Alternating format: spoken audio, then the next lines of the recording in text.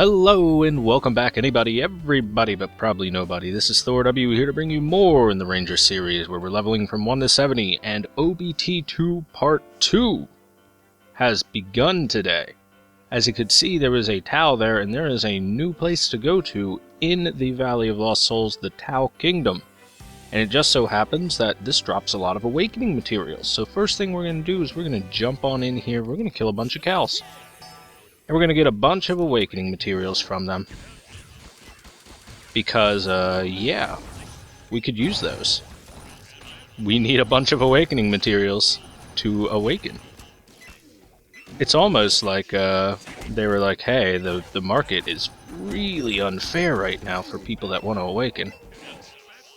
And so they, completely changed things.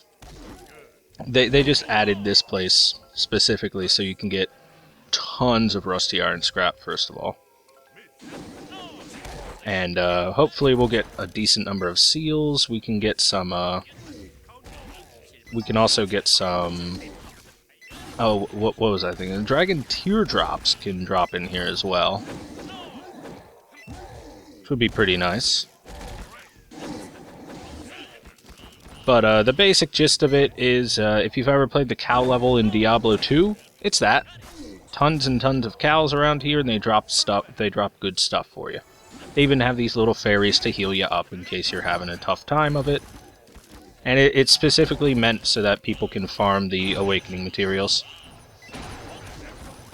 And that will greatly diminish their price on the auction house. So if you guys are out there doing anything about awakening materials, you know, don't do that anymore.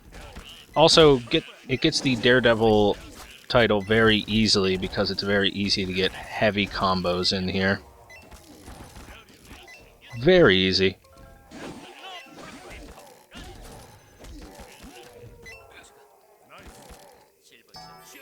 And since none of the drops will go away and you only have to walk over them, very easy to pick up everything. It's just a nice little farm spot for your awakening materials for those guys out there that need them. Like us. Now, by the time that this video comes out, this place will be a little bit old hat, and most people will have known everything about this and all that, but hey, it's new to us, it's new to me. Anyway, I might change up the way I release stuff and try and get at least 2 videos per day so that I can speed up on trying to catch up to this at the very least. Basically, it's never going to catch up unless you guys out there want really long videos. Like, incredibly long videos. Like, 2 hours worth of video per day. And that's a little on the heavy side for most people, I would think.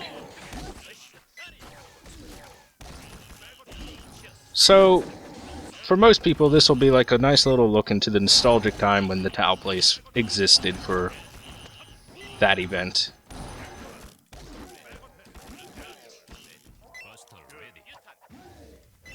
For most people. I mean, this might go up during it. It probably should still be during OBT, or this event. We won't call it like OBT2 Part 2, we'll just call it this event. Anyway, to get into this particular dungeon, you do have to be at least level 40, because it drops all these awakening materials, and it's specifically for people that are going to awaken soon, or need the help in it, and all that. So, very nice. I'm getting gangbanged. And not in a good way, these are all a bunch of big sweaty bull monsters. I've seen that hentai before. Doesn't end well for the people that are not the big sweaty bull monsters, that's for sure.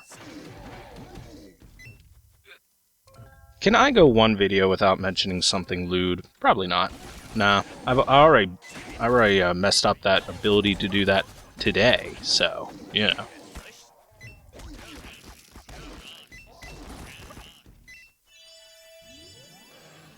Gather round, big sweaty Minotaur guys, come on. Stop running from me, jeez. What are you, a bunch of cowards? I guess so.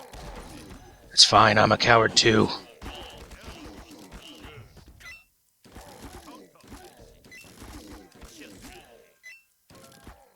It's fine, I'm a coward too.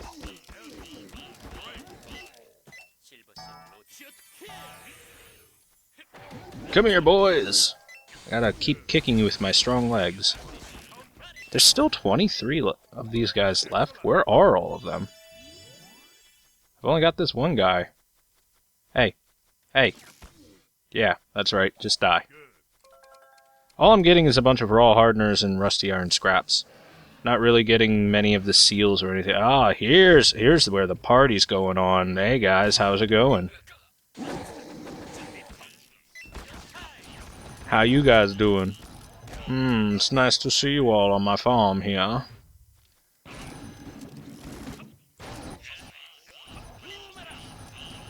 Nice to have all of you here for dinner. Give me all of your chunky Tao meat and I'll make delicious steaks out of them. Well, I won't, but the Tao chef will. Who's apparently very much into cannibalism. Although these are big giant bull monsters, so they're probably all into cannibalism.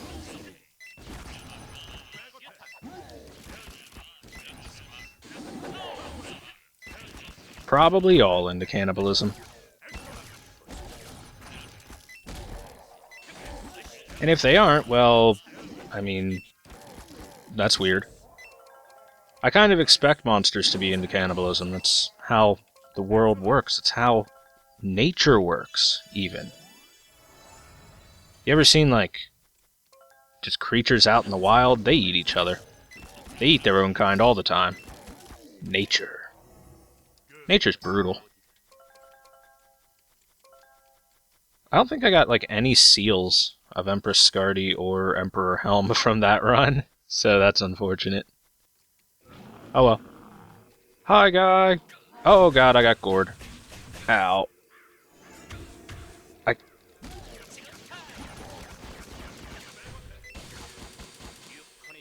He does not have a lying down state, apparently.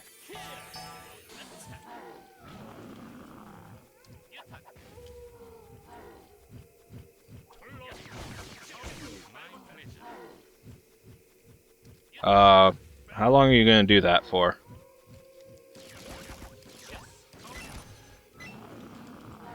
I mean, I'm cool with it. That's only because I can benefit from it. Okay, if that's... This seems to be his only move. I've studied all your moves, you can't win. You just can't win. Although I would not recommend getting in his way or getting near him. He seems to hurt quite a bit when he hits you. Hey, there's a bunch of seals. Yay! Anyway, you get one of these. You get a pass to enter this place one time per day.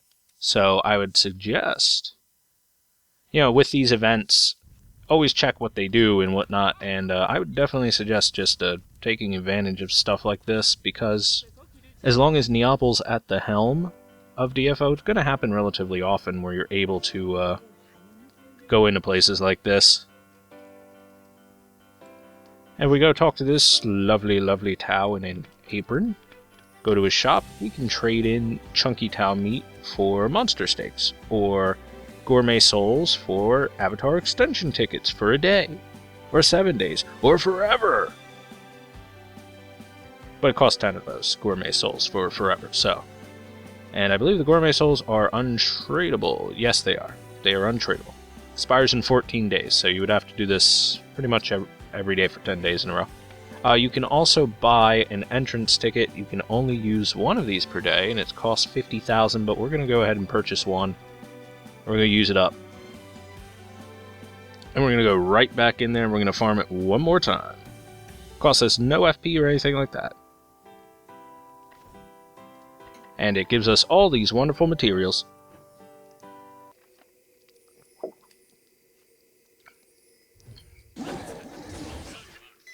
And what I'm going to do is I'm going to hoard a lot of these materials for when this event ends, because after this event ends, unless there continues to be an extremely steady ply of these materials, there will be demand once again. And they will be worth a lot of money. Again. Thus is the market flow. Bang, bang, bang.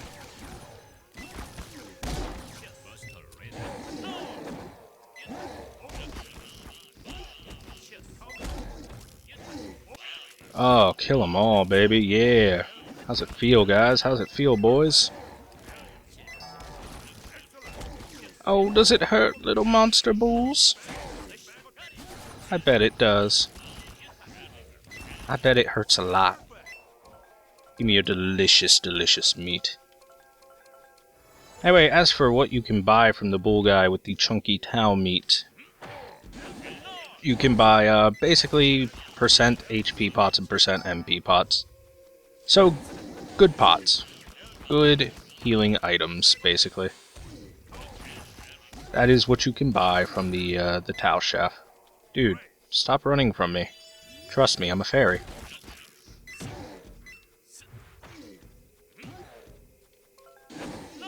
Only 9 left, that's pretty much these guys.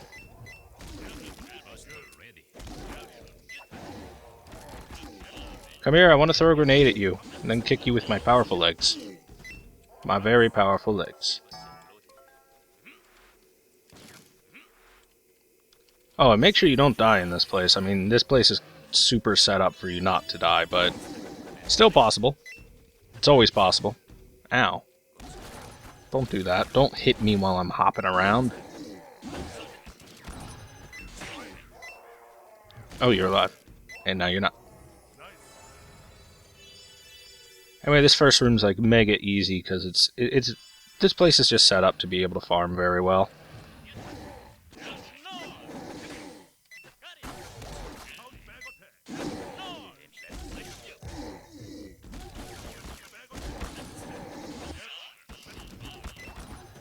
So, you know, make use of events like this, guys. I mean, that's the basic gist of what this place is for you to make sure that you can get all these excess materials, get your awakening on, and be happy. I'm glad that Neapol's actually like paying attention to what's going on in the game too. They're showing a lot of initiative. A lot of initiative with DFOG. Like they have responded to pretty much everything, exceeding expectations, really. Like this is just the kind of thing that instantly that tells you that they are really paying attention to what's going on in the actual game. Because well, what's the biggest problem right now in the game market-wise? It's that people are having a lot of difficulty getting their awakening materials because they're not common spawns. So what do? Here's an entire dungeon specifically set up for you to get your awakening materials. Have fun. Go farm. And that will fix the market a little bit for this, because a lot of players are just having difficulty farming their stuff, having difficulty enjoying the game and stuff. And a lot of players have been making a shit ton of money off of these awakening materials.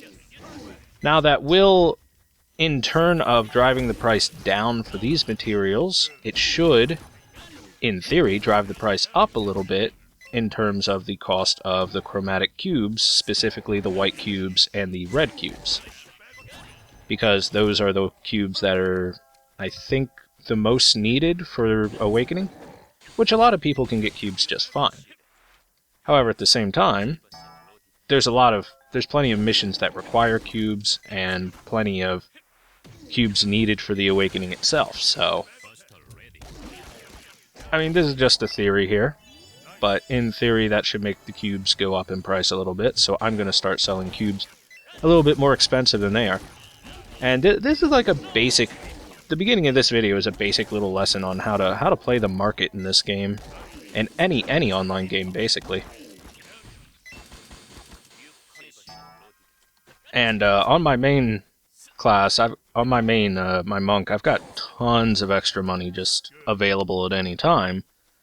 If I wanted to, I could go buy all these materials in like a heartbeat. just to awaken right away, just by borrowing money from my monk. And I've got all this money specifically because I played the market that way. I've got, you know, a fair number of millions. Like, not to say, hey, hackers, come after me or anything, but, oh, Jesus. Oh, my God. That hurts so much. Wow. Don't get charged. Don't get charged. Oh, my God. Really? Wow. Okay. I wasn't paying attention. I was busy talking with you guys, but that's fine. I'll use it. I'll use a life token to talk with you guys. It's worth it. I love you guys that much. I love you guys enough to use a life token when I shouldn't have. Oh, speaking of which, I am once again charged half to... Oh my God! Dude. Okay, I need to actually start paying attention to this game. Owie. Wow, that didn't hit him, for the most part. Anyway, if you want to keep charging, that'd be great. Thank you. So yeah, he covers a bigger y-axis than I thought. I got grabbed twice. Oh well, no problem. It just means don't use life tokens anymore for the actual dungeons. Easy peasy.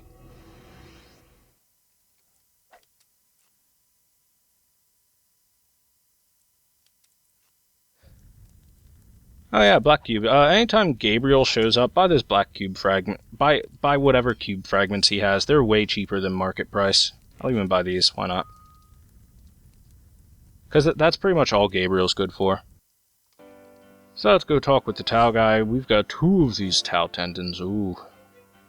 We're gonna go buy his, yeah. I'm gonna buy some monster steaks, or 20% HP, 20% MP. Actually, I don't think we'll buy any. Here's what I'm going to do. I'm going to save these monster steaks. They expire in 14 days. Within that time, I'll use these all in the Tau Chef, and then those items will last longer, because I'm pretty sure they'll have some sort of cooldown. Let's buy 1, and let's find out. Expires in 42 days. See? See? So what we'll do is we'll come back with that later. So anyway, if you notice, I've got like half a bar of experience to go before I level up. And the only... So, hopefully we'll be able to get that in the depth. If we don't, we've got a bunch of Tower of the Dead stuff that we can go do. Materials. Just toss that away. Toss this away. Hold on to these for some other time. And organize myself a little bit. Alright, we're good. We're good to go. Let's go on over to that iced wall. Let's go do some iced wall stuff. And anyway, once I finish this, I believe I will awaken. And it won't take too long. It won't take too long to get all this stuff. I kind of want to do it on my own merits with this character. If I want to, I could go buy them. I've got 791k. I could go buy most of these materials. I'm actually interested in the price drop.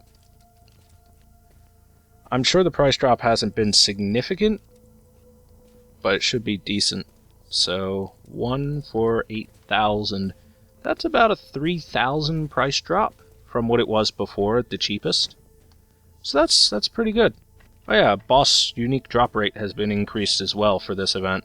And as you can see, there's plenty of stuff that would be pretty nice to get from the depths, so, hey, let's get lucky.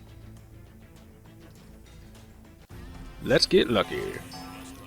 Let's kill some rats.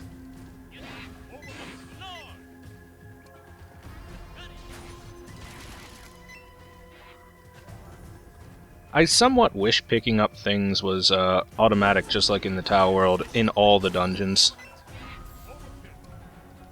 At least for anything that's not just a white item. I can understand those not being just automatically picked up. But anything else, definitely. Definitely. Rancid water ashes. Been a while since I've seen you around.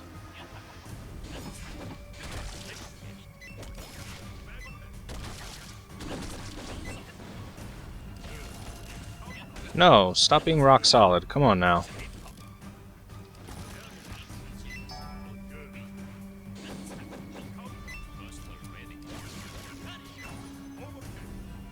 Okay, my quest guide isn't showing up trickery. I want that to show up, please. Thank you. And we'll just take this away, because I know when I'll have that. And we'll even take that away. I'll know when I've got those materials. Don't worry. I'll know, guys. Know how I'll know? Because the little exclamation point will show up. Once I've, once I pick up, like, a seal or a chaos, get some chaos stone debris, and that exclamation point shows up, I'm pretty sure I'll figure out what it's for pretty quickly. Kill the hounds!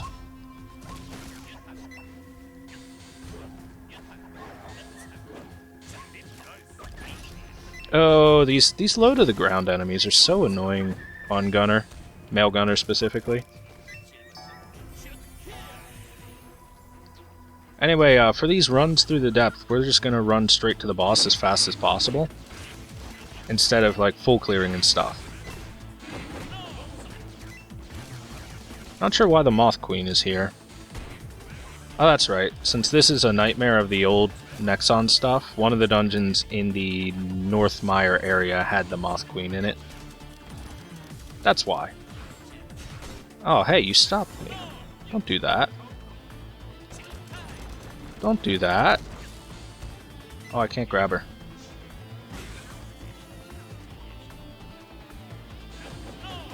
Oh, she got me. Oh no, that's a command grab. It hurts so good. Anyway, she did. Just to show off that attack, if she does grab you after saying "Be my slave," she puts you in a little cocoon that does some damage over time.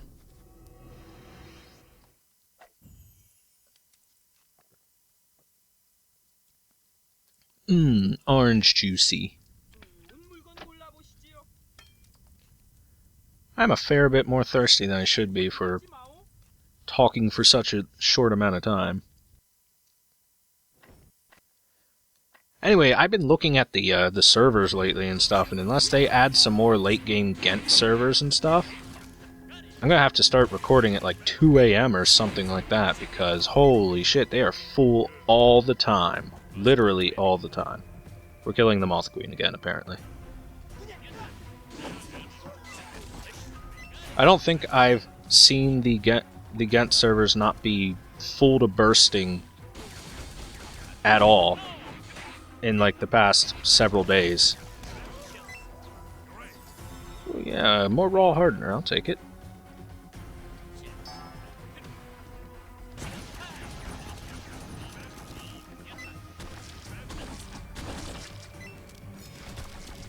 Get wrecked, rancid water ash. I know how to control myself in the air now, because I've practiced.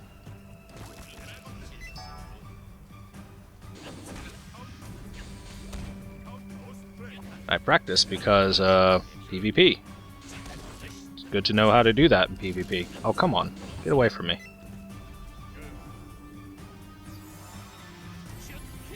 Stupid Hayatako just won't leave me alone. He wants my autograph, but I can't give him that. Oh no, I got held. What do I do? Oh yeah, just kill him.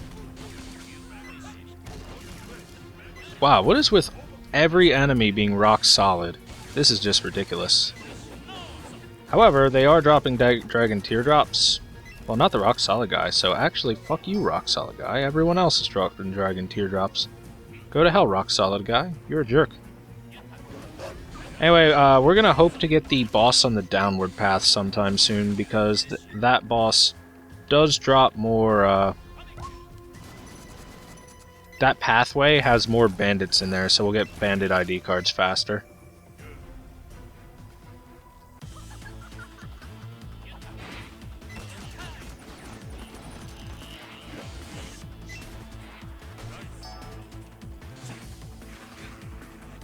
I can't be your slave. I'm already Kana's slave. And I'll eventually be Coral's slave. I can't be the slave to that many people. I mean, that's not how slavery works. Or is it? I'm not well versed enough in the art of slavery. I should learn more, probably.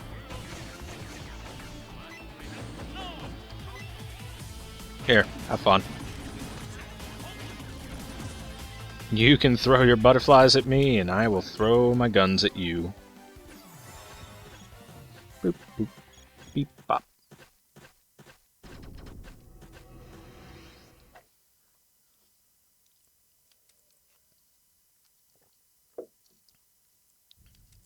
Man, I am really thirsty today. I'm just taking massive gulps of my drink. Like, way faster than I should be.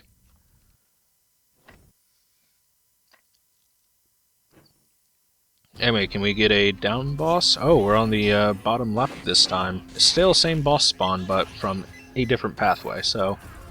I do believe we'll get a few more Mad Brigands on this particular pathway, so that's alright. It's just dandy.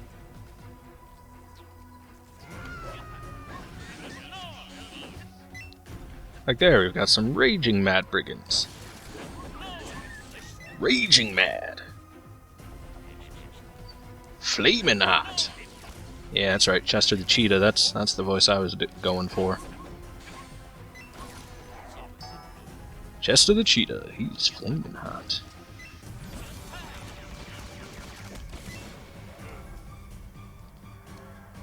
Speaking of which, I love spicy-ass Cheetos. Spicy-ass Cheetos are delicious. They are great.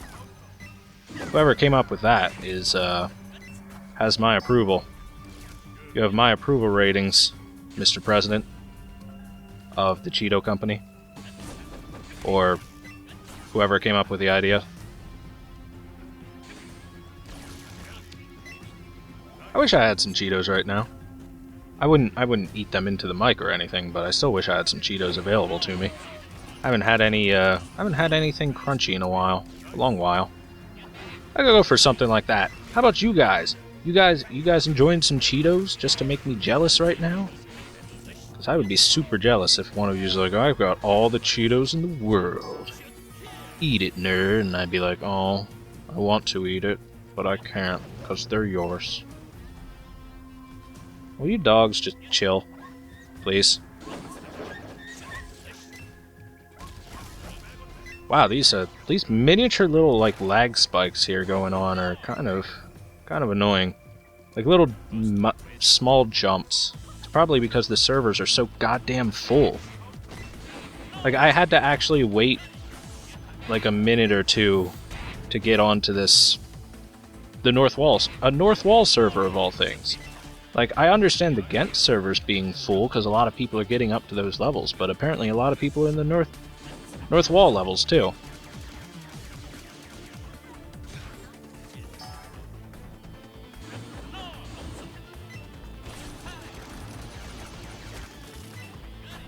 Die, please. Oh, wow. I think I missed. Oh, god damn it. I got grabbed again. Playing a dangerous game here. Or not. Phantasm Saber, I don't want that. I ain't no slayer. I'm just a player.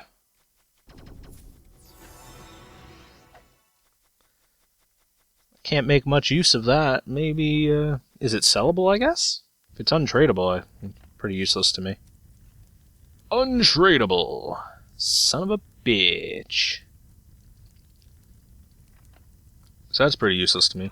I haven't even gotten halfway through the bandit ID cards because I keep getting this particular boss spawn, which skirts towards the top where there's a lot of dogs and creatures and stuff, and the bottom boss spawn, this one, has a lot more bandits on the way, so there we go. Why are you, like, so intent on giving me a hug?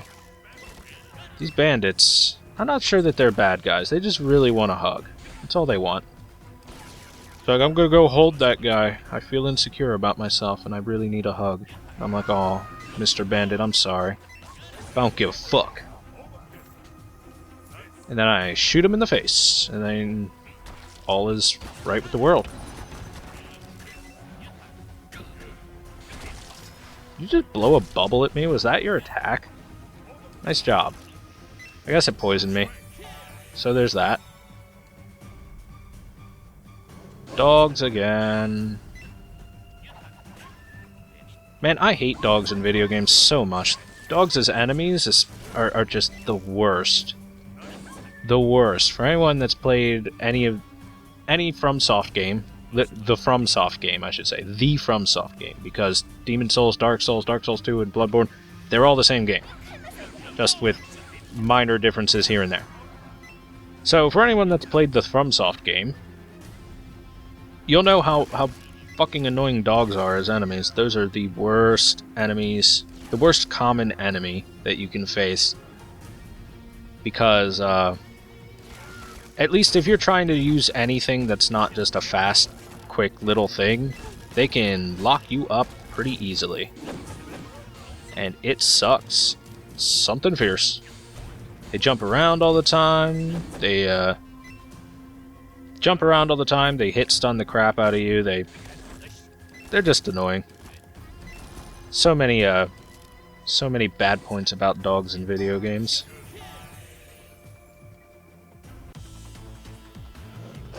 Come here, Mad Hound Master Myojin. There you go, buddy. I'm gonna keep doing this to you. I mean, there's no reason not to. Haha, I killed all your dogs before they could get to me.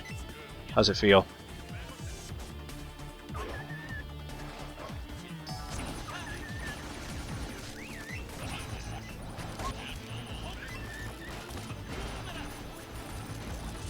Who do you think you are, Naruto? Summoning a bunch of dogs out of thin air to attack me? Come on now.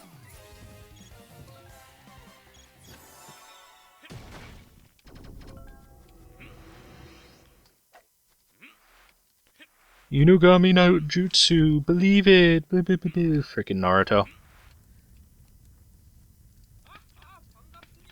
Alright, so since we're all nerds here, let's go ahead and have a quick talk about Animu.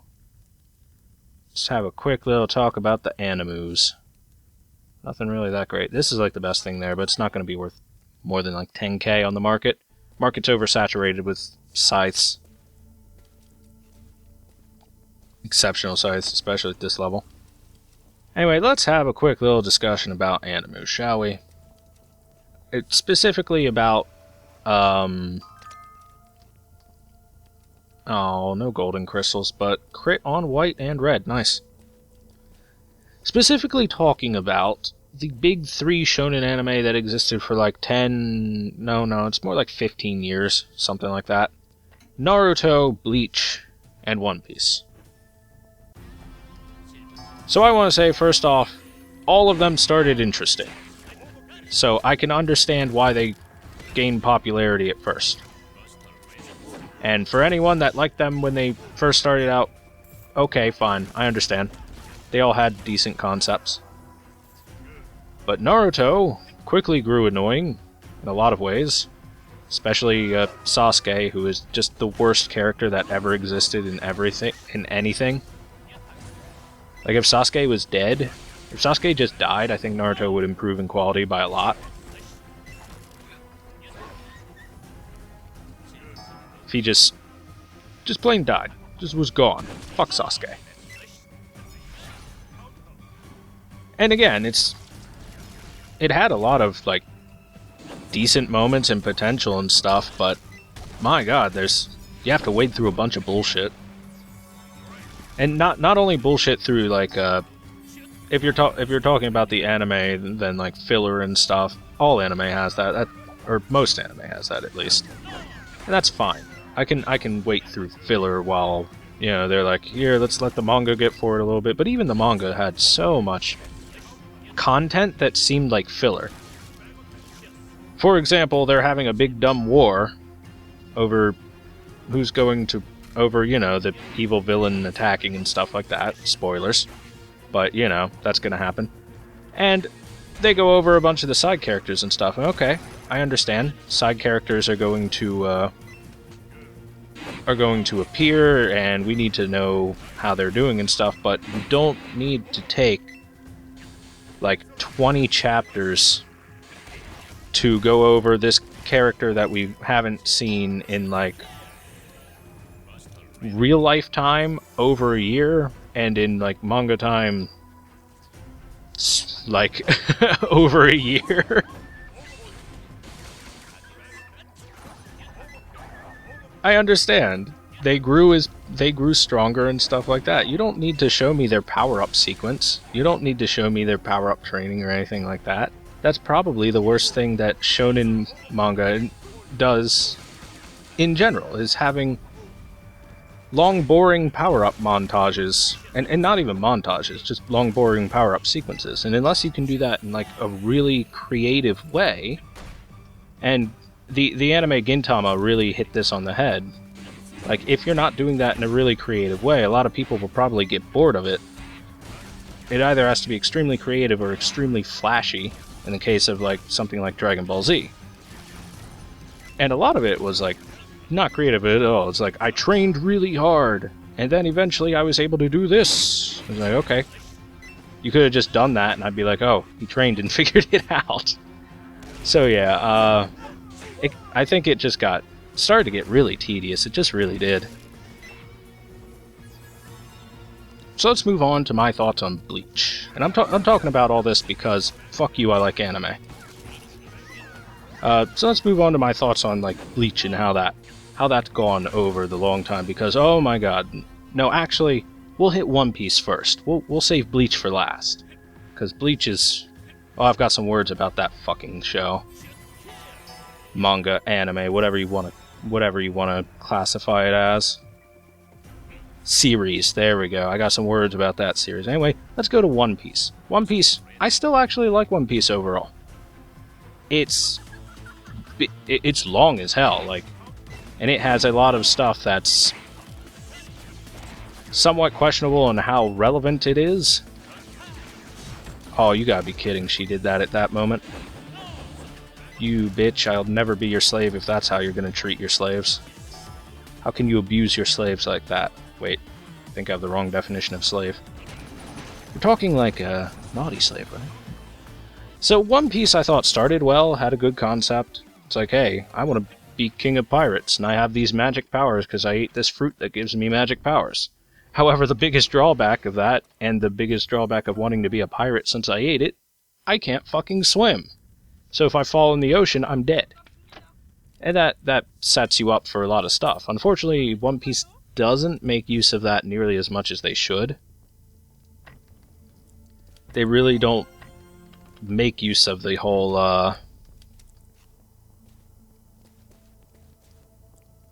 the whole concept of, hey, if I fall in the water, I will die, as much as they should.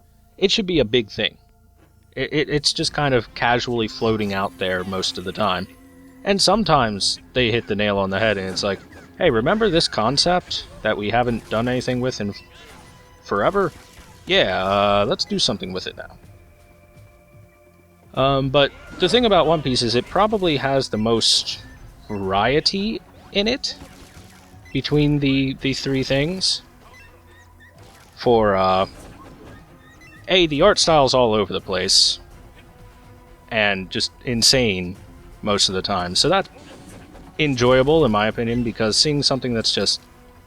Like, a clean art style is good and stuff all the time, but sometimes, especially in something like this, where, you know, there's, like, you know, epic battles and stuff, sometimes you just want to see something that looks fucking filthy nasty, basically. Like, someone just scribbled all over the page once in a while. Sometimes that looks good. To me, at least. So it's got that going for it, and it's really unique in it. And it's got a fairly decent cast of characters and stuff, and they're pretty good overall. There's no one that's super insufferable, which is a big plus, because the other two really have problems with insufferable characters. I fucking hate Sasuke. I almost hate Naruto too. He's like on the cusp. Sakura's a big nothing character, Ino's a big nothing character. There's just a bunch of big nothings in Naruto.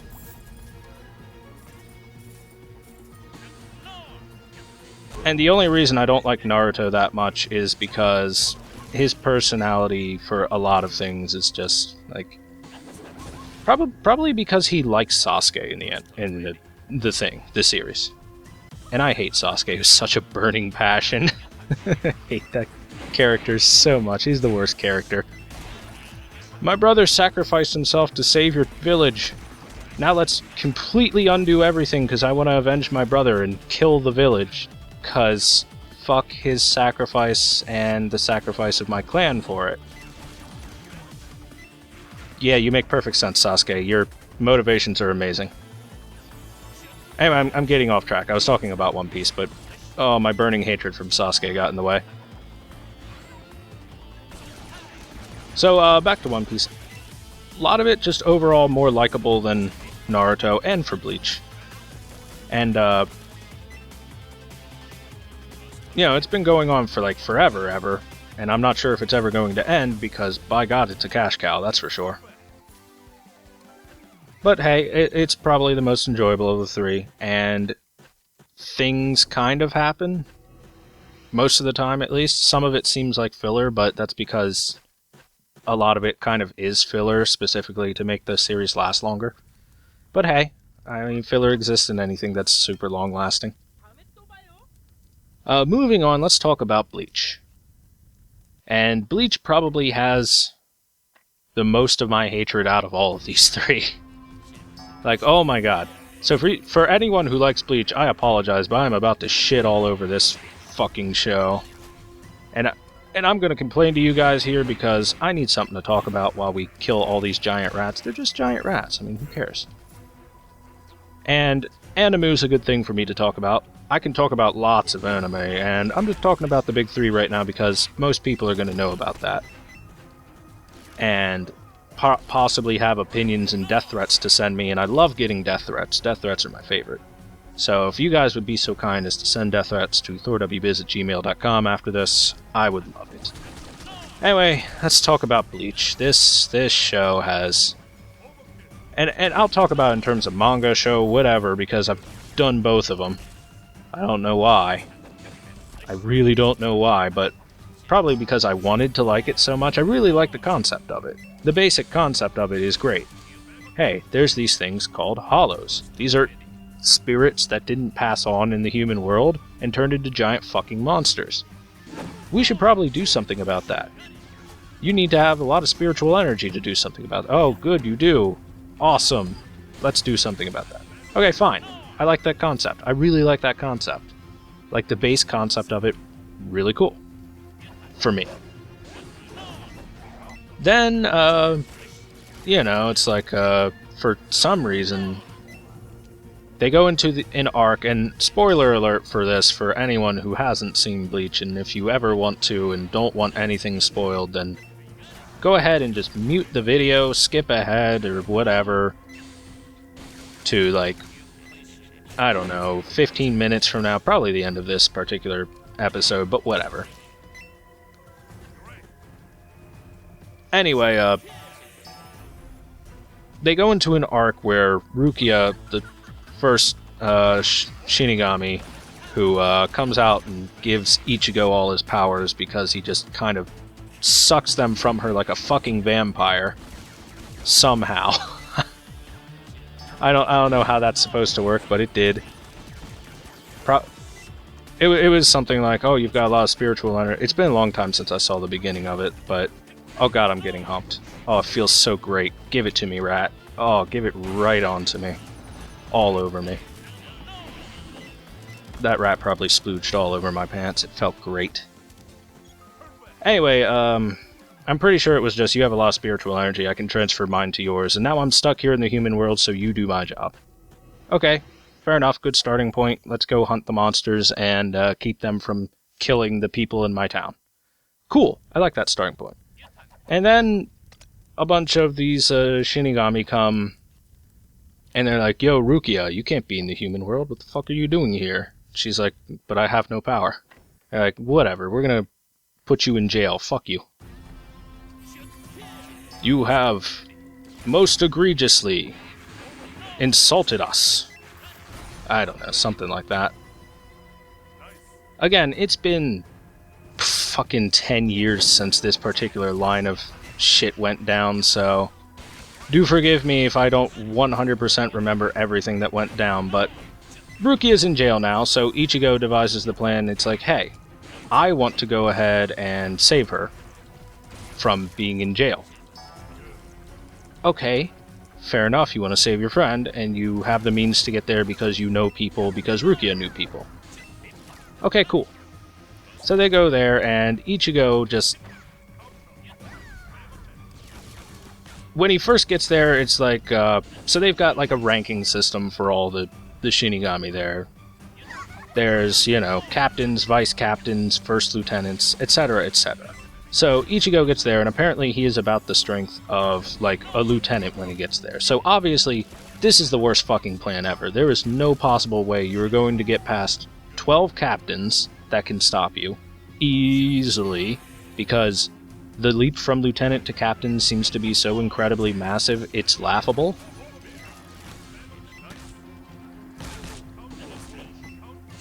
And he should easily just be captured and stopped and everything, and somehow he's able to fight on par with everyone. But he's our main hero, so this is to be expected. Fine, whatever. Whatever, fine. We'll do that.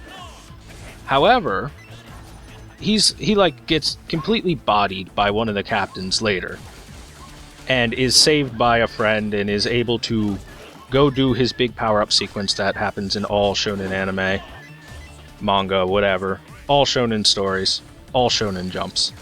So he goes and he does his big power-up sequence, and he comes back and it's like, okay, I'm stronger now. And in this sequence, he completely, like, crushes... He doesn't, like, barely beat, he crushes another captain. Like, wholeheartedly destroys him. So, by this time you're thinking, oh, he must be, like, really fucking peaking in power. Turns out, he's still weak as balls. It just so happened that that captain happened to be really weak that day, for no reason. And it's super weird. It's like, the power level of everyone in that show, and how strong they are, fluctuates on like a daily basis. Like one day they're like really strong and powerful and able to hold their own, and then the next day they could be defeated by like a fucking 6-year-old with a stick. I don't understand it. So there's one of my issues with that show, is people are not consistently at their strength level. Some people are just like, oh, I'm gonna be strong today. I feel like being weak today, etc., etc. So there's one issue with that. And some people might argue, yeah, but Ichigo's the main character, and it's like, okay, fine, he's the main character. Make him stay that strong. Suddenly he becomes, like, he starts getting jobbed by random people. Like, the next set of enemies that comes out, who are clearly weaker than captains, just crush Ichigo. And it makes no sense. So yeah. That's one of my first issues with that, is inconsistent power levels. Next up, we've got the next arc that comes out. And this introduces a new concept of a Rancor. And these are basically hollows in a human form. At first these hollows are just spirits that turned into a monstrous form because they didn't pass on. Now these are like basically hollows of Shinigami, I suppose you could say. Although that kind of doesn't make sense. How did they become that? I think the first explanation we got for it was that they were just hollows that lived a very long time and kept growing in power because of it. That they were old, powerful, and they ascended to this new level. Okay, fine. And then we get some explanation that they're like, some of them were former Shinigami and stuff like that. Or at least it seemed that way. Man, I'm just in a mess with this as I'm trying to think of the exact timeline of everything that went down here, because the show, like, the story itself is a bit of a mess on what's going on. It starts getting pretty hard to follow. At least for me. I might just be stupid, and if someone in the comments could tell me I'm stupid, I'd love that. Well, not just tell me I'm stupid, but tell me why I'm stupid. Like, explain it a little bit. I mean, I don't mind being stupid, if you can back up the proof of me being stupid. Anyway, so these Arrancar come out, and they're like super hollows. Okay, fine. Is this going to be a problem for Ichigo? It doesn't seem like it should be. I mean, he just, like, shat on a captain last time, and your new enemy is several former captains kind of defected, and they're like, oh, I'm gonna go to the world of the Hollows, and I'm gonna be like Big Dick G there because I can. And that's where our main villain of the series actually comes in. So before that, we didn't have any main villain, we just had the threat of Hollows, and then Ichigo going on his rescue mission. Now we have our main villains.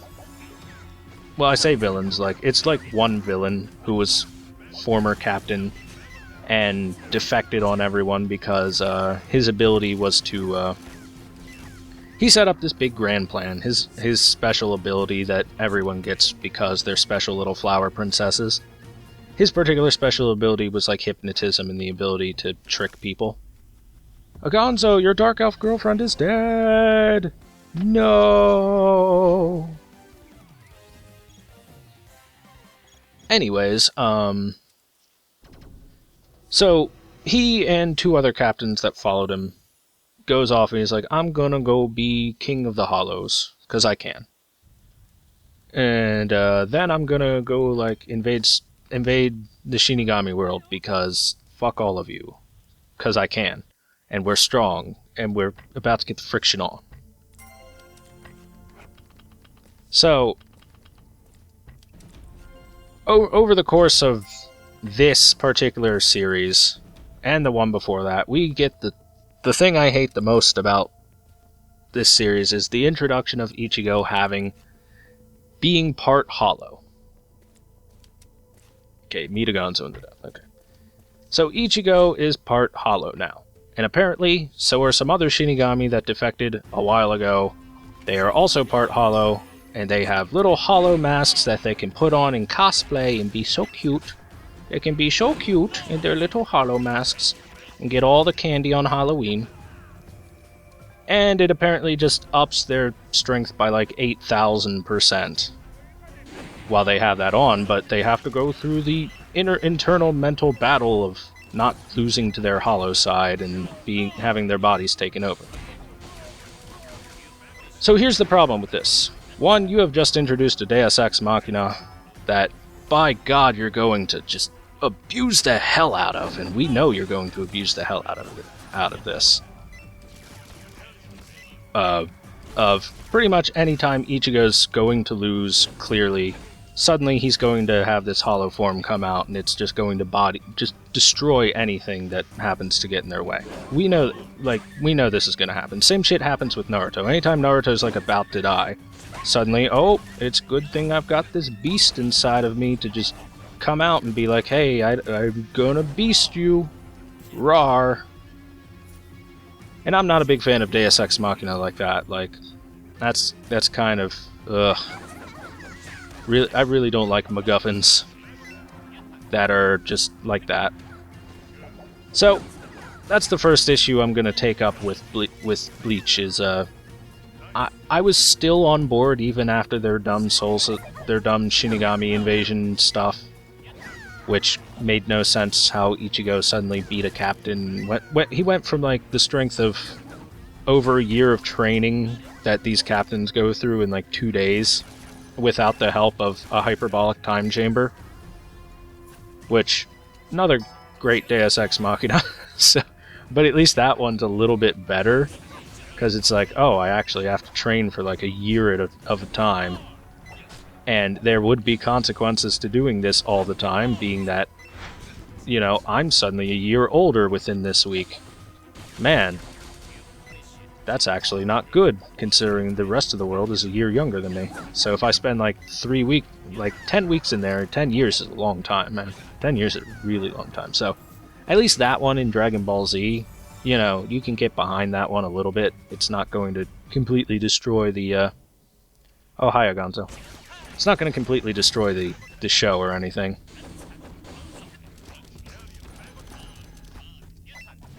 Oh, don't hit me.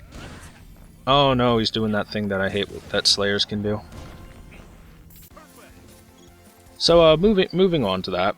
This introduces Bleach's hollow side. And Ichigo's hollow side, god. Or I guess hollow Shinigamis in Bleach. So, you know that these guys are... So, the backstory for all the other Shinigami that we find that are, like... that have the ability to put hollow masks on and train Ichigo to not die when he does it and not get hollowified with it. Their backstory, and it shows this, are apparently they were all captain or lieutenant level and then they defected and just went off to do their own thing. And that was like years ago. So they've had years to practice this hollow mask mastering kind of thing. And then on top of that, they were already captain and lieutenant levels before they found out they could do this thing. So, they should be the strongest people ever. And then they do absolutely nothing with them for... How long? How long did they just sit around doing absolutely nothing? They basically kept having conversations like, should we go do something? We should probably do something. But should we do something, though? We should do something. But should we do something? We should do... And my god, it was mind-numbingly boring whenever it came back to them. They just kept doing the same conversation of, should we do something? We should probably do something, but should we, though? So, these guys are obviously, like, they should be so much farther ahead of literally anyone else that Soul Society, the Shinigamis, have, and on top of that, any of the Arrancar, because we've seen the Arrancar are, like, basically high captain level in strength is pretty much what they equate to, and they have their own ranking system of like, oh, I'm number 10, I'm number 1, blah blah blah blah blah. Look at my abilities, I'm so strong. So they have that same thing. So these guys that were captain and lieutenant level, you know, the top of the Shinigami ladder already, and have had years of training with this increased power capability, are obviously going to be stronger than anyone else. And when they finally show up, and they just get, like... There's, like, one of them that does okay, and all of the rest of them just get their asses kicked. Or once again, do absolutely nothing. And you have to wonder...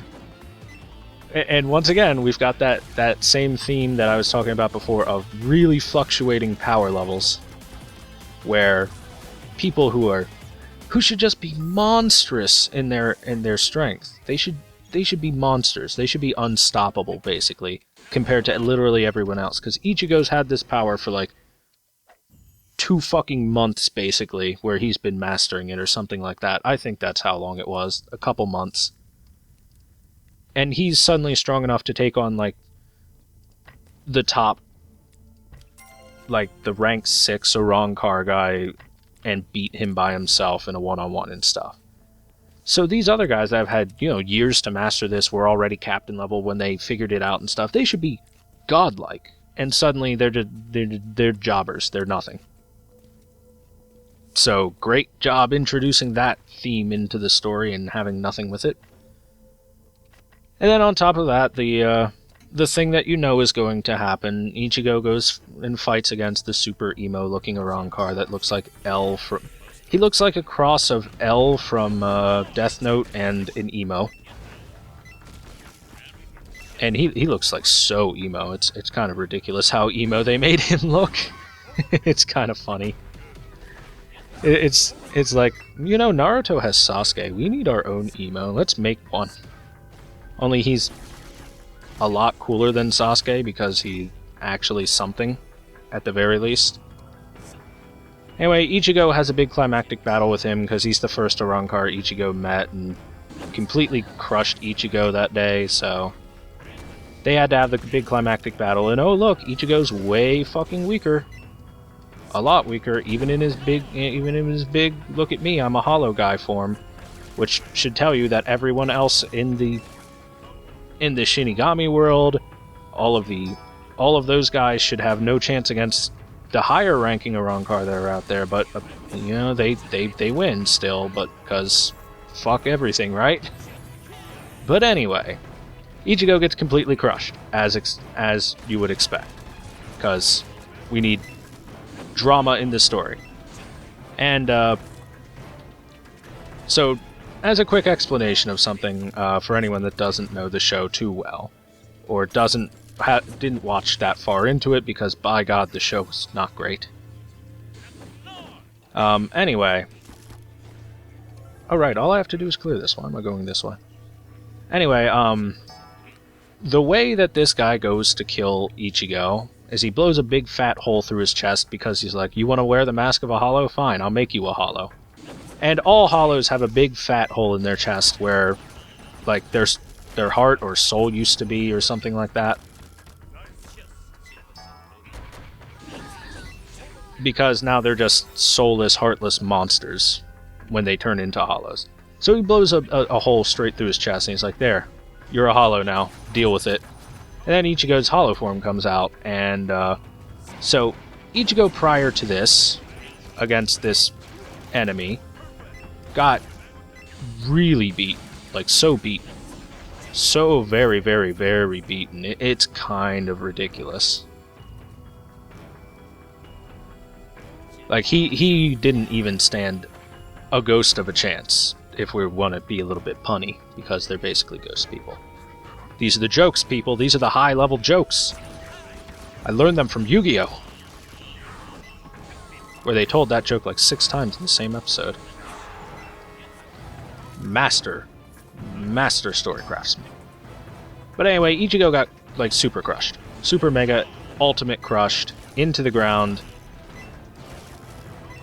And then his hollow form is activated because, as we all know, once Ichigo becomes a hollow, he should be, like, mega strong.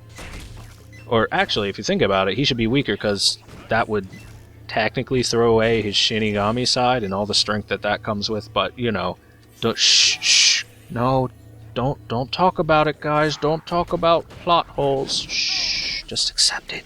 Accept it. Any hoozles, I like saying that. Anyway, Ichigo's hollow form comes out, and he goes berserk and just completely shits on his enemy. Like, crushes the guy, rips him apart. Like, you would never think that Ichigo would have ever had trouble with this guy with how bad he got beaten right after his hollow form came out. And it's like, oh, well, that happened. And then Ichigo, you know, pulls himself back and has his final confrontation with the guy who just got super wrecked by his hollow form. He's able to win because of it.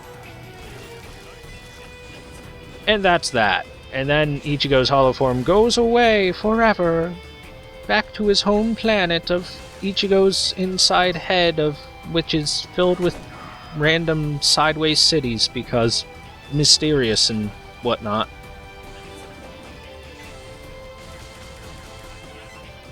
Because we have to have mystery and intrigue.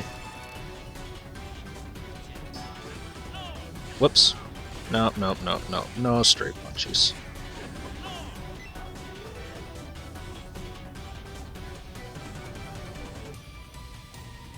And then, somehow, I don't get how, because they had been showing that Ichigo's hollow side has, like, a personality, and is literally like, yo, Ichigo, I'm totally taking over your body. And when I take over your body, I'm taking over your body forever. I'm killing all of your friends. I'm killing everyone you love. Devouring their souls, and it's gonna feel fucking amazing. Oh, I'm gonna have such a huge boner after I do this. It's gonna be the greatest. So, Ichigo gets his body taken over by his hollow form, and, you know.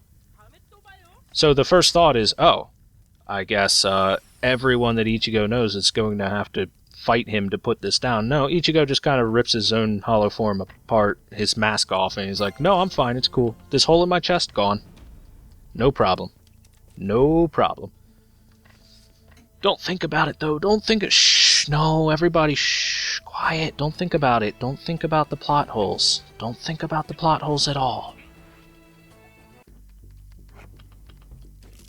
Right, I have no clue what's going on here. It's some cryptic bullshit that's going on that's not properly fleshed out because the rest of the update hasn't come for the late game yet. If you're wondering what's going on in DFO right now, we're talking about anime right now, so we're too busy to talk about DFO. Anime too important. Anyway, so we have that happen.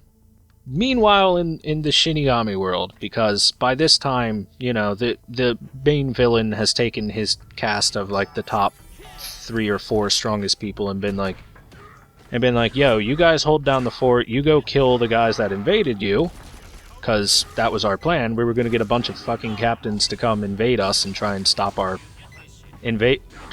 us, and then when they're gone, we're going to go get that thing that I really want that's in the Shinigami world. So, yeah, let's go do that now. Because, as you can see, here's Ichigo and his merry band of friends, and then, because Ichigo and his merry band of friends were having trouble, and we need, you know, more characters to come by and have fun and stuff, because these characters aren't enough, let's have a bunch of these captains come in, and they're going to be like, yo, we came here to help you guys, even though literally the very last thing that went down was us going, hey, fuck you, we're gonna kill you. So, you know, bygones are bygones. We didn't kill you, it's fine, we're friends now. We fought like men and now we're friends. Now I can get behind that. We punched each other and now we're friends. The reason I can get behind that is because I have a friend that literally we became friends because we got in a fist fight. So it is things that happen.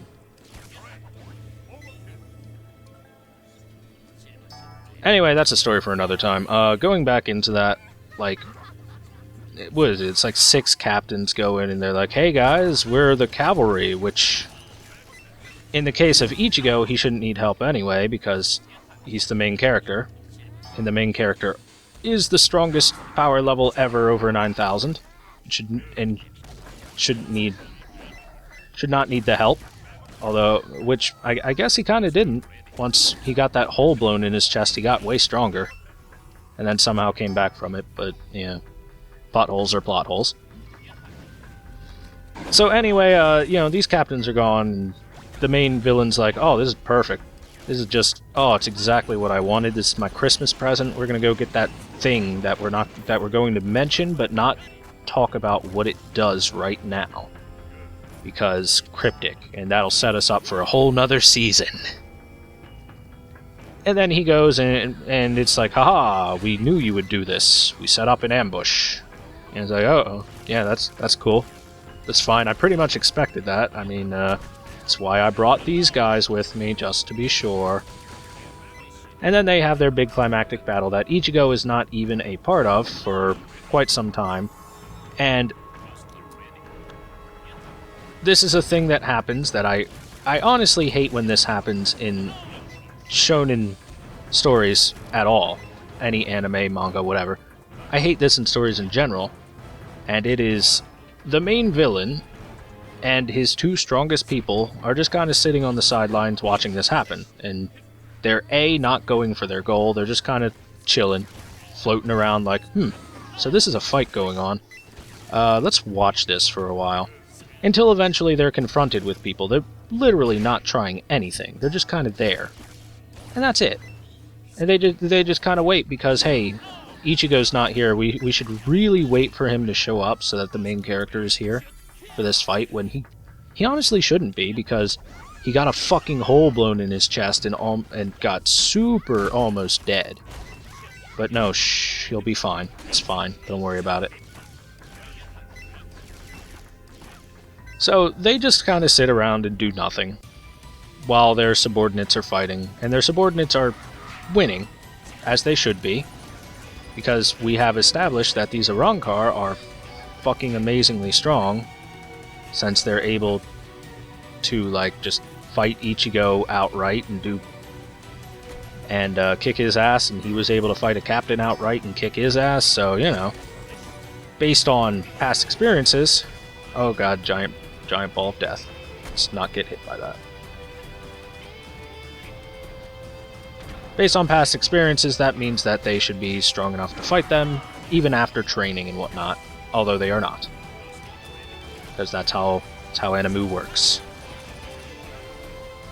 So, after all this, eventually, main three bad guys are like, alright, let's fight now, because, I don't know, we're getting bored and stuff, and I can sense Ichigo getting closer. He's gonna come here and he's gonna stop us, and it's gonna be great.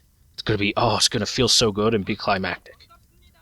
So they're, like, about to do stuff, and one of them goes in a fight, and loses, as he should, because that's how things work. And then Ichigo shows up, and, just wins. Really hard. It's, like, really anticlimactic. It is so anticlimactic, it is just appalling. And so after that, they're like, okay, we're going to send you to jail, not murder you or anything. We were going to execute Rukia, who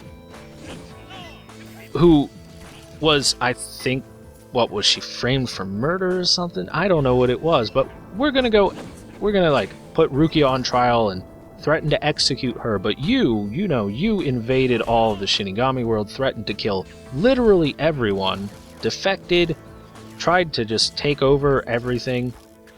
We're just gonna put you in jail instead of killing you. Shh, don't talk about it. Inconsistencies make our heads hurt.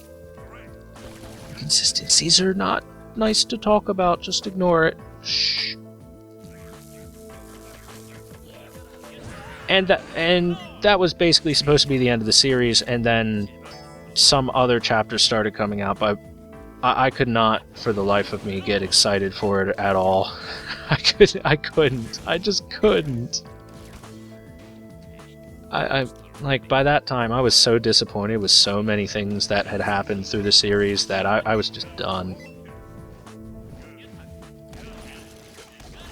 And I think that the anime got cancelled before it could end, and I have no idea how that was supposed to wrap up.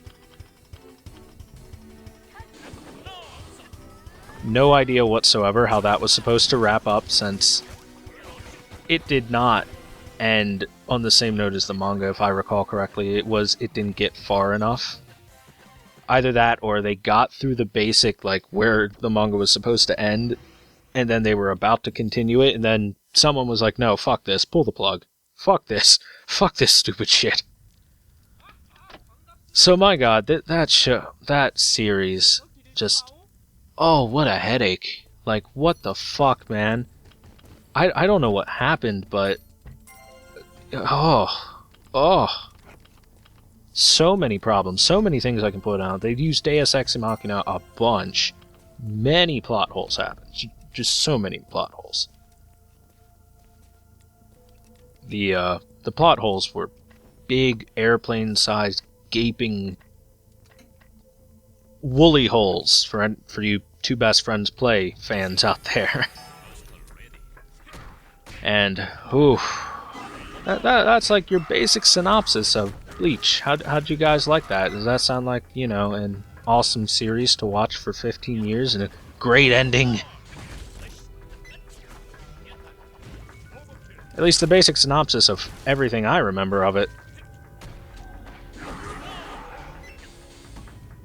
And that's a series that I've read at least the early parts of a couple times, because I wanted to like it. Because I loved the fucking, the basis for it is like, hey, there's, when spirits become evil and they become attached to the world and they stay there too long, they become these hollow creatures, these big fucking monsters that try and devour the souls of the living. We should probably do stuff about that. I love that. I love that fucking concept. That is so good. I really like that. But, the follow-through is just, oh man. So that's my griping about anime for this episode. Hope you guys enjoyed. And if you guys want me to talk about more anime, or have any anime you want me to talk about, I would be happy to. I've watched a lot of anime in my time, and I still try to watch a decent amount of anime. I love anime. Love it to death. No matter how stupid and dumb it can get, it's so enjoyable for me. Loved it since I first watched it on like Toonami, back when it did that in the early 90s, and I was just a kid at that point. I was just a little baby Thor, a little babby Thor, laying down in his bunk bed and going like, I'm gonna watch this anime! It's so cool! Yu Yu Hakusho and Tenchi Muyo! Yay! Ryoko makes me feel great in my pants. I love it!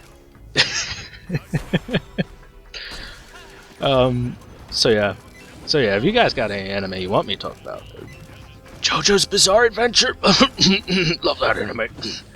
I'd love to. Anime, manga, whatever. Manhwa, like the Korean manga and stuff like that. I've read a few of those as well. There's a couple good ones out there. Sunken Rock is a pretty damn good one. I haven't read it in a little while though. But yeah, I can do another let's talk about anime bullshit episode for you guys if you want me to. If at least some of you want to talk about anime, I'd love to. I mean, for the rest of this episode, I might as well keep the theme going for the rest of this recording at the very least, and talk about some anime, like JoJo's Bizarre Adventure. I fucking love that anime. Love that series to death. I've kept up with that manga forever. And they're currently going through Stardust Crusader Season 2 for a basic idea of when this is, of when I recorded this, because this will come out a little bit later from when I recorded. Anyway, to date this, and quick spoiler alert, if you haven't watched Jojo no Kimyo na Boken, JoJo's Bizarre Adventure, at all, then go read it, go watch it, go whatever. And I love the series so much. It's such a great series. It is just fabulous as can be. It's only going to get more fabulous. But as of this recording, they're in Stardust Crusaders Season 2, and they are going to go with their confrontation with the second Darby brother at Dio's mansion. And Dio is just like is he the best or the second best villain in anime? Because the other anime / manga, you know what I mean. Is he the best or second best villain in Japanese bullshit? Because the other one I'm thinking of is Griffith from Berserk. Because Griffith is so hateable. But Dio's also so hateable. And Dio and Griffith, because like Berserk and JoJo's Bizarre Adventure came out in relatively similar times, like the 80s and stuff, and they were copying a whole lot from Fist of the North Star. And that's because Fist of the North Star was awesome. It was, here's Bruce Lee in a apocalyptic wasteland with magic powers, and who doesn't want to watch that? Oh, what a great idea for a series. Here's Bruce Lee in the wastelands after an apocalypse, which are the exact same as the wastelands of Mad Max, and he has magic powers to make his enemies explode when he beats the shit out of them. Oh, what a fucking great concept for just stupid anime bullshit. I love it. So, both Fist of the North, both Berserk and JoJo's Bizarre Adventure took some liberty with that concept, and because, you know, Fist of the North Star was awesome, and they wanted to make their own one because that's what you do, is you copy whatever is super awesome, successful, and you like. That's what people do. That's how you roll. Ew, it's inside of me again. So, both Berserk and JoJo's Bizarre Adventure have somewhat similar villains whose main superpower is, you know, they're really strong and all, but their main superpower is actually they're beautiful, charismatic men that people just want to follow because they are awesome. And everybody loves them. And their voices just cut into your soul like a hot knife through butter. I need to stop hitting him. He's just shitting out these devourers. And that's a great villain. Like, that's a really great villain. And then make them just do some irredeemably evil acts so that the reader can just hate them forever. And, oh, you've got a wonderful villain. So, Dio's my favorite villain in JoJo, but I don't know if I hate him quite as much as I hate Griffith. I think I might hate Griffith more. I'm sorry, Dio. Griffith's a slightly more hateable villain than you, because he did the thing. Anyone who's not read Berserk, go read Berserk. You've got a lot of reading before you, but it shouldn't be a hard read. It should be a very easy read, because the way it's set up is very good. It's like a coming-of-age story that it starts out mega dark, and then you go back into the backstory of our main character. It's a big coming-of-age story about how he got to where he is through his history of from being a child to becoming an adult. And it's a great story. And it's a lot of camaraderie and friendship. And then it gets really dark again because Griffith does the thing. And, oh god, the thing. The thing that Griffith does is horrible. And you guys need to see it. Because it's a thing. And if you want like an abridged version, you can go watch the anime. The anime's a basic abridged version of it. Because it's like 20-something episodes. It's a little bit old. It's like, I think, from early 2000s, possibly late 90s. But still decent enough. It's not perfect, but it's good. It gets the gist of it down. But anyway, both of these series, since they have those villains, I love them to death, and that's the best kind of villain in my eyes. Just someone irredeemable, super hateable, and at the same time really charismatic to the point where you're almost rooting for the villain, while at the same time saying, "God damn, I hate this guy. He's amazing." Because if you think about, video games and villains, think about, like, TV shows and villains, how many villains can you look at and be like, oh my god, I hate this guy so much with such a passion, but I want him to win at the same time, because he is amazing. And I'm pretty sure there's not a very long list of that for most people. At least if you're anything like me, then there's probably a very short list. Especially for most video games and stuff. Especially most modern video games. Most modern video games don't really tell stories too well, which is unfortunate. But anyway, currently in JoJo's Bizarre Adventure, we're just getting into the Dio Mansion. I'm so excited for it. And I'm a huge fucking nerd for it. And everyone that's seen any of my dramatic dungeon clearing stuff knows I'm a huge fucking nerd. So you've come to the right place if that's what you're looking for. I hope so. I hope that's what you're looking for, because if it's not, well, why are you here? Because if it's for, like, high-level gameplay, by God, you've come to the worst place.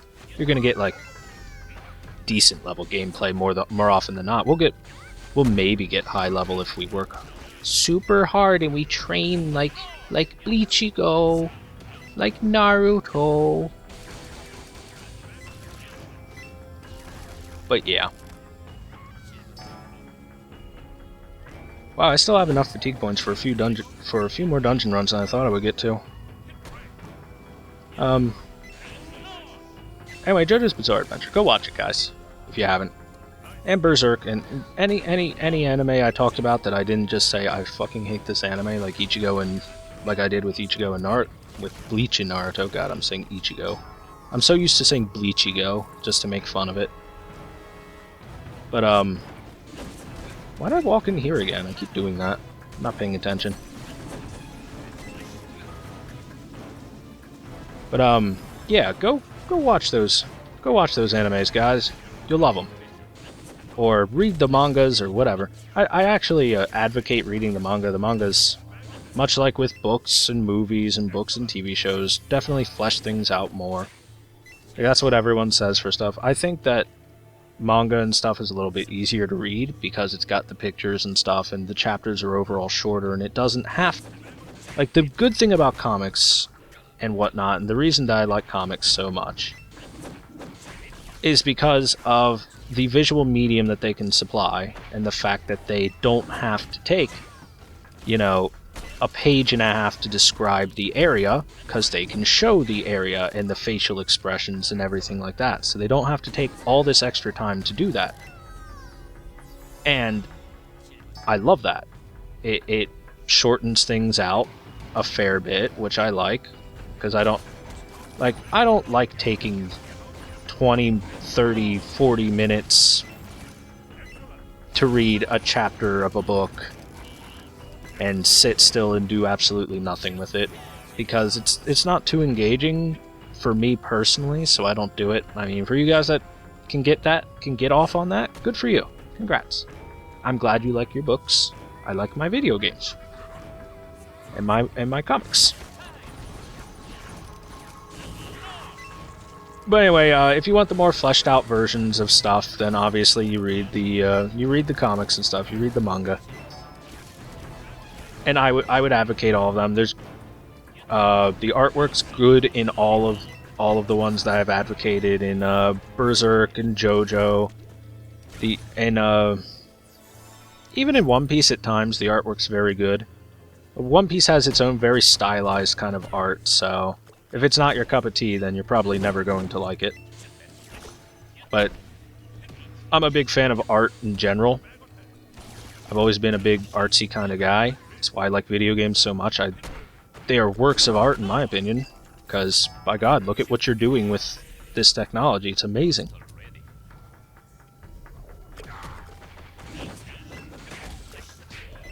Ah, no, I got ran over. Stop throwing baby... God. The tentacle hentai in this place is just amazing. They're literally just throwing them at us.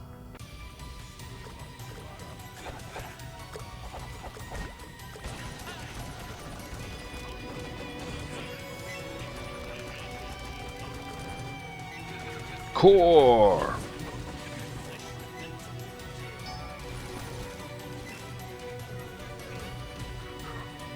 But anyways, yeah, go read those mangas. Go read some JoJo, some Berserk and stuff. And most of you guys out there will probably thank me. Especially if you like dark-ass stories. For in the case of Berserk, Berserk gets so dark. Berserk's kind of like a roller coaster. It starts dark as hell, and then it lightens up for quite some time, and then it becomes way darker than ever before, and then starting to lighten up some more. And I'm sure that eventually, when, you know, the artist finishes it, hopefully before dying, hopefully, I'm very sure it's going to get mega dark again, because it's just the natural progression of things. Oh, what an engaging boss this is.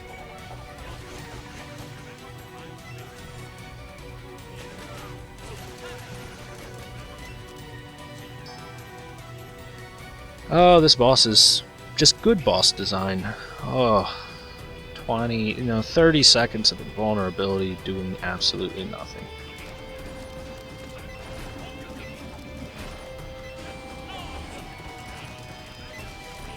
But at least we've got anime to talk about. Japanime!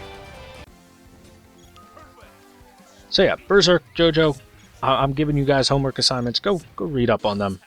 You'll love them. And if you don't love them, well, I'm sorry. I'm sorry that you can't enjoy life.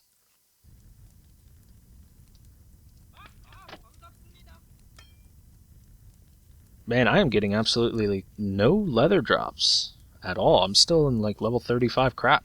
Level 25? No wonder I take so much damage. Jeez.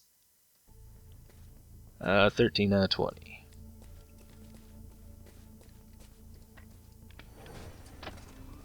If any of you guys like want any like anime or manga recommendations, give me a genre that you like and I'll give you something. I've seen a lot. I keep seeing a lot. I like this. I like it. I did like it so much. And for this as a topic of discussion, and the reason I'm using it is because a lot of like the anime and manga that I've talked about here, it's fucking Naruto, One Piece, Bleach, JoJo, Berserk, and Fist of the North Star have been the ones that I've talked about.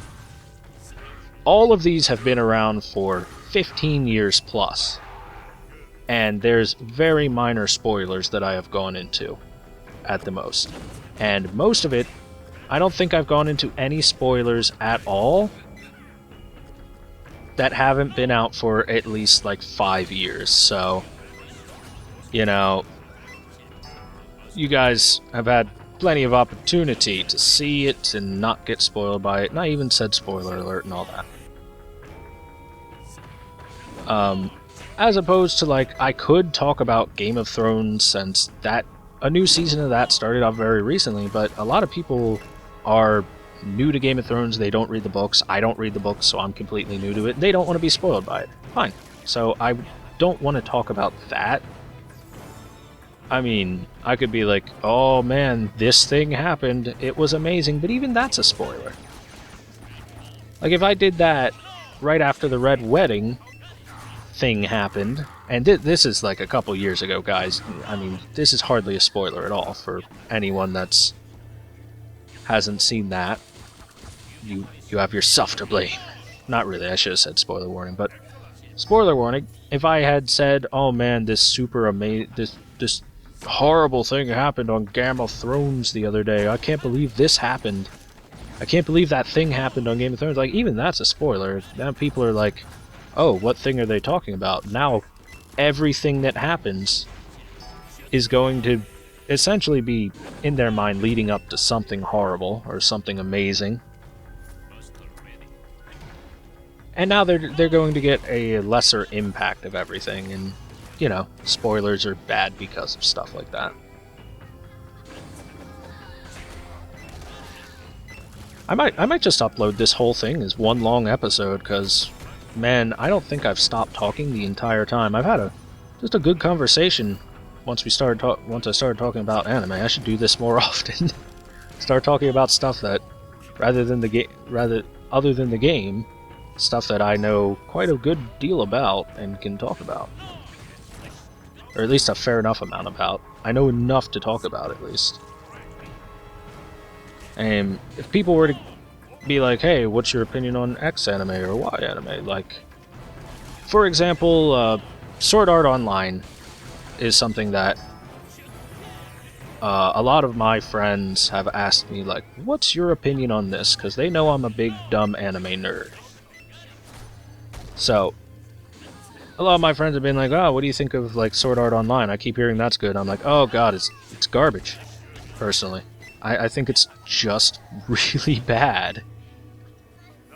I mean, if you don't think it's really bad, it started out okay, and then it got really bad, and then the next season started out really bad, and then got really okay-ish.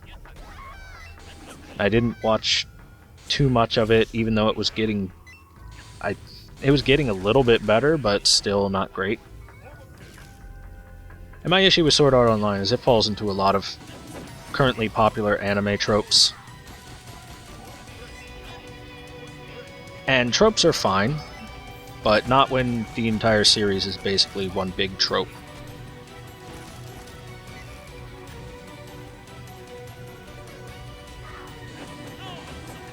So yeah, it doesn't have enough merits on its own, and it falls flat in a lot of spots for me. Or like Attack on Titan, a lot of people are saying like, oh yeah, that's really good. It's good. It's not bad. I'm a little disappointed in, like, I don't know, like, their budget went down for a short period of time in the animation sequences and stuff. On, like, episode 10 to 12, I think it started. And then it, went a little bit back up, so... You know, overall, it's better than a lot of what is out there, but if I were to fucking suggest anything that's current right now, it would be JoJo. I'm a huge JoJo fanboy. I love JoJo's Bizarre Adventure so much. And for any of you people who are like, oh, you're just a freaking fanboy nerd, I just said, yes, I'm a fanboy. You want to fight about it? No, you probably don't. You probably want to internet fight about it. Internet fighting's boring. Internet fighting's really boring, man. It doesn't have the satisfying feeling of punching. Oh, the satisfying feeling of punching is good. I don't do that anymore, though. I was fucking confrontational as hell as a teenager. It was not a nice time for me. And I feel really stupid about it, too. Guys, if you're out there and you've ever been in a confrontation, then you should probably feel dumb about it. I do, for everyone that I've ever been in. I'm gonna do a full clear on this one, because I'm gonna be out of fatigue here. And, for anyone that's never been in confrontation, good. There's absolutely no reason to ever get into any sort of fights or anything. It is childish.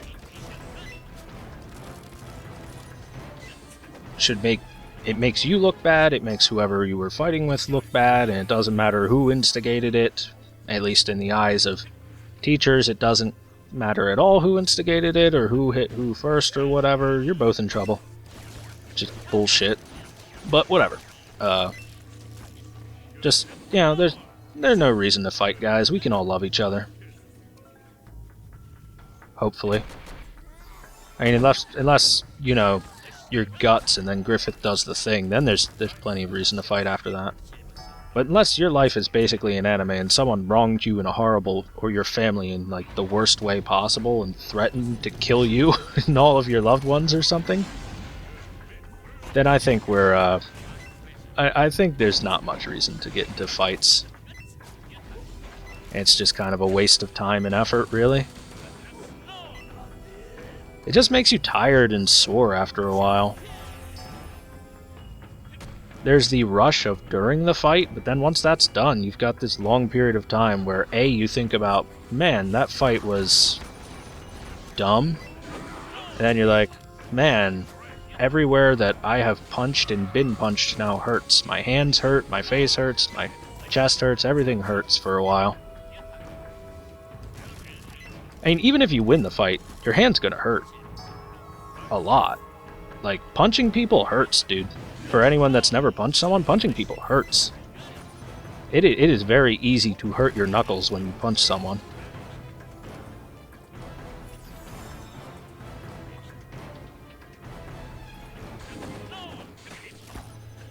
It's not a great time. And then you've got the whole, what if they want to try and fight again, get revenge thing, and then there's just this big mess. And there's just a big mess out of all of it. I should stop talking about it by now. Don't fight. Kids, fighting is bad. Your mother and I will be very disappointed if you fight, and we will send you to school without money for lunch. We'll take your lunch money. You want to be a bully? We'll bully you. That's how things work in this house. That's how your mom and I have agreed on this. Ow. Are you dead? Yeah, okay, you're dead.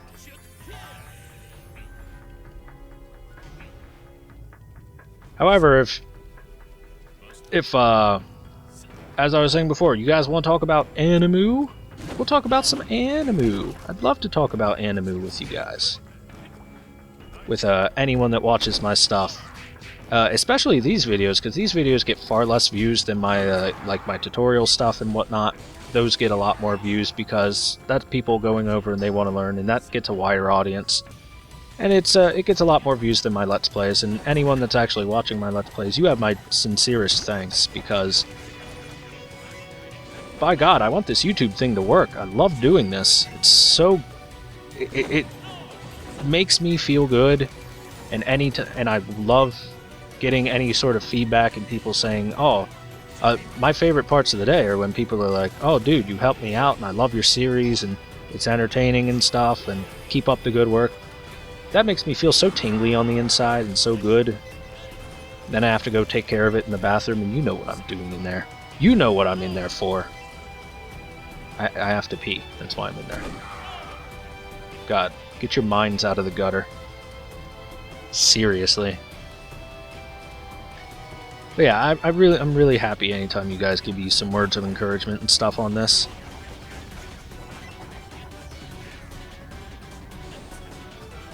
Because I love doing this YouTube thing.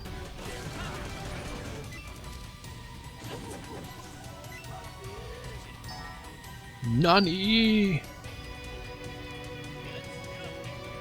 Stick 'em up.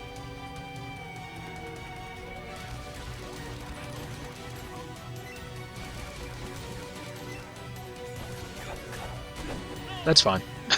I was about to cancel it anyway. But yeah, guys, give me some topics you might want me to talk about. Any sort of anime, give me any sort of questions. I'll answer anything you guys got for me. Hell, I'll answer them on here as much as possible. I might just start answering questions on here mainly. What do you got for me? A katana and a rosary. How lovely. I don't need either. They're both only exceptional. If they were superior, maybe they'd be worth something. Nah, they'd have to be level 70 uniques to be worth anything. So, thanks, Gilbert, but no thanks. But yeah, we can talk about more anime. I'd love to. More anime, manga, whatever. Creepy Japanese bullshit. We can talk about Japan. Everybody loves Japan and tentacles and schoolgirls.